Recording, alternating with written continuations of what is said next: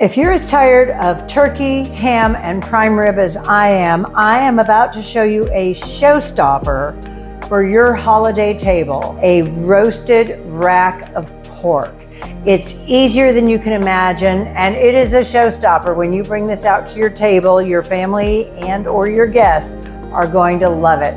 Hi, I'm RJ. Welcome back to Keto Over 50. Today we have this amazing rack of pork. It's got 8 Frenched bones, which means all the meat is cut away from them. It's a real specialty cut. And let's get into it.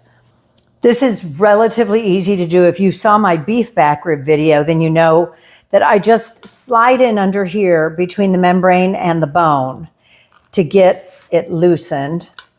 It's just something I don't want to eat or have my guests eat. And it lifts right off, but you do need to grab it with a paper towel. Otherwise, it's just too slippery. And look at that, comes right off. So there you have it. The recipe is in the description below, and we're done. Just kidding. Okay, what I want to do, and what I used to do before keto, was I mixed a mixture of panko breadcrumbs and melted butter. We have a better solution now for keto. First, I'm just going to use some salt, pepper, and garlic. You want to get it on the ends, and you want to get it on this big part of the rib chop back here and the bones. It'd be nice if I got some on the actual roast, wouldn't it? It's all over my counter. Ah! Ooh. Okay. And then we have some black pepper. Same thing. Again, we want to do the ends. You can get these roasts with just 3 or 4 rib chops, but I'm going to show you how I finish this at the end so that on those days when I don't feel like cooking, I can make a wonderful, hearty meal in 2 minutes. And I will show you that when it's all done after the taste test. I don't know about you, but when I eat something like this or a standing rib roast, I love to get an end piece because it always has the most seasoning on it. It's fantastic. So now some recipes call for putting this on a rack. I have never put it on a rack, and I'm not going to today. Geez, my 13 by 9 pan almost isn't big enough. You want to put it rib side down and fat side up. It's that easy. Have a little bowl here, and I'm going to add a 1/2 cup of melted butter. I know that sounds like a lot, doesn't it? It's just the right amount. And I bought these. It was a mistake. They were on sale. After being $9 a bag, they were on sale at Sprouts for $3. And I saw cauliflower breadcrumbs and jumped at them. I was like, oh, I've wanted to try these. Well, the nutrition on the back, it shows 21 grams of carbs, which if you're on 20 carbs a day, that shoots the works for you. And it's only 2 grams of fiber. So yeah, there's cauliflower in there, but there's also rice flour, which we don't want. But 1 ounce is 21 grams of carbs. So I have a 1/2 ounce, just 10.5 carbs. And because it's gonna go over the whole roast, which is at least 8 servings, I don't think it'll be that bad. And they will crisp up a lot like panko. The real trick is using keto breadcrumbs, which I made out of keto bread. I buy the keto seed bread at Costco. And this is just so easy to make. You dry out your bread, you pulverize it in the NutriBullet. And I'm going to use a 1/2 ounce of that as well. Just eyeballing it here. And mix that up together, because I really missed breadcrumbs. And especially for something like this, you'll see, if you make this, you'll see how much that really adds to the roast just to have that. It gets brown on the edges and it makes it wonderful. So I'm going to start on the back side first because he's going to cook this way, the big bone side down. And I'm just going to put some of this on here,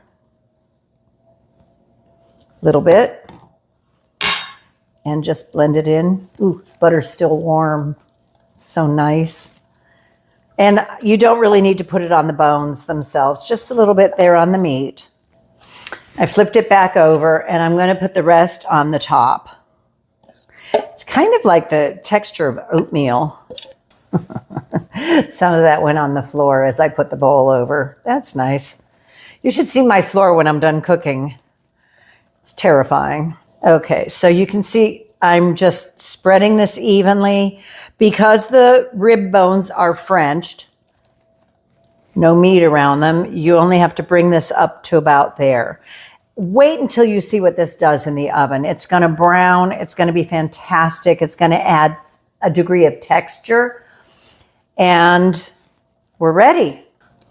This roast with 8 ribs is just under 6 pounds. And I have the recipe down in the description. But what I'm going to do first is sear it. This is how I do a prime rib roast too.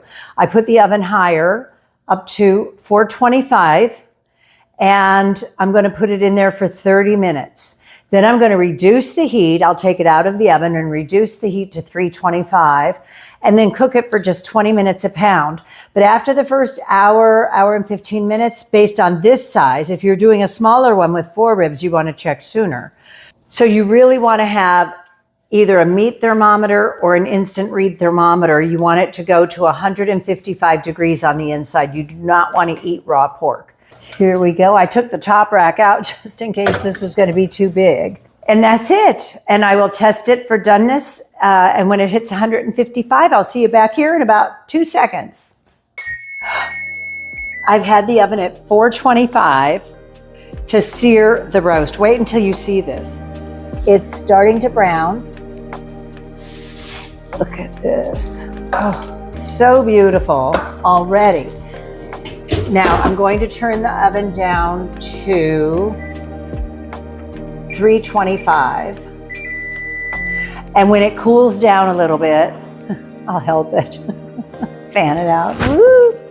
When it gets back down to 325, I'm going to put it in and I'm going to figure it's been 6 pounds, almost 6 pounds. Let's go 5 at 20 minutes a pound. Like I said before, it's 100 minutes. So an hour and 40 minutes.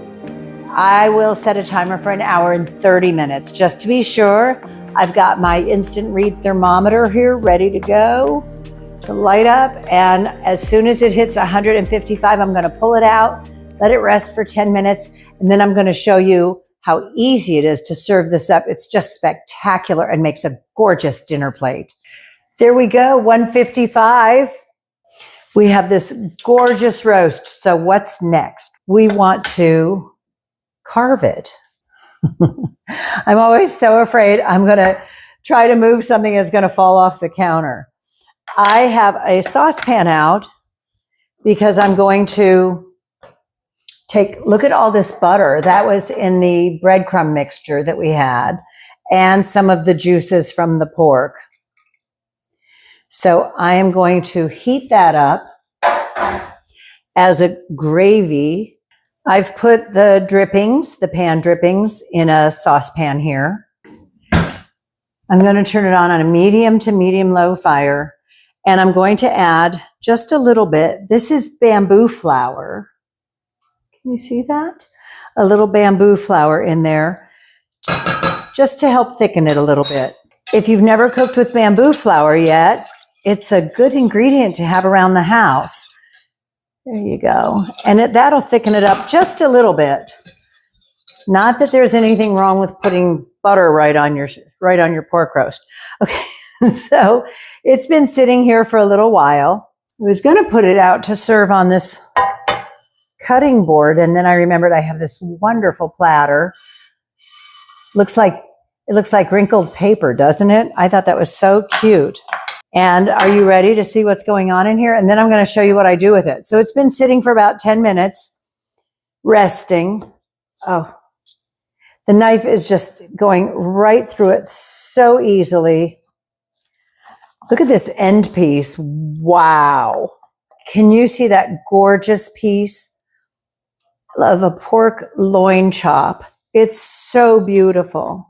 This is, I call it a showstopper. It really is, especially if everybody's tired of having turkey and ham and prime rib. I know we should all be so tired of having prime rib, right?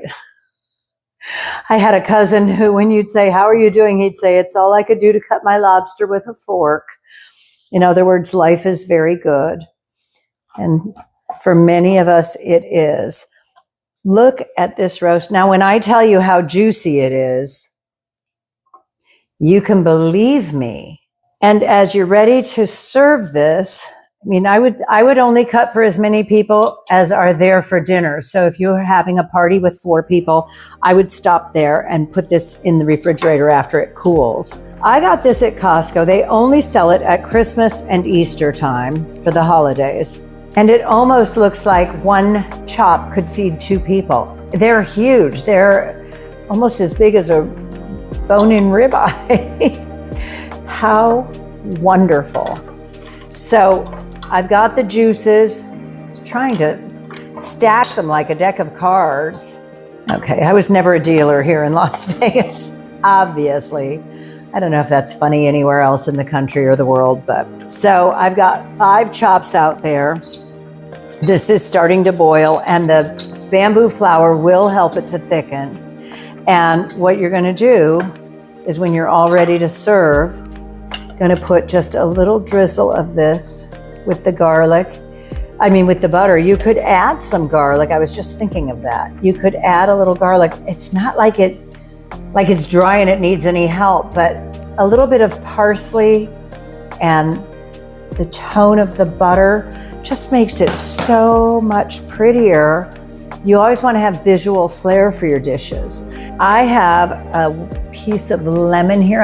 And some lemon slices that I'm going to put out. And I cooked up some broccoli for that beautiful contrast of green color. You could use sprigs of rosemary.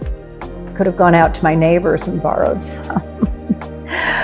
You could have a separate bowl filled with broccoli and butter and put that out with it. But I do like a little splash of color on the platter, if I could get it to stay on the platter, right?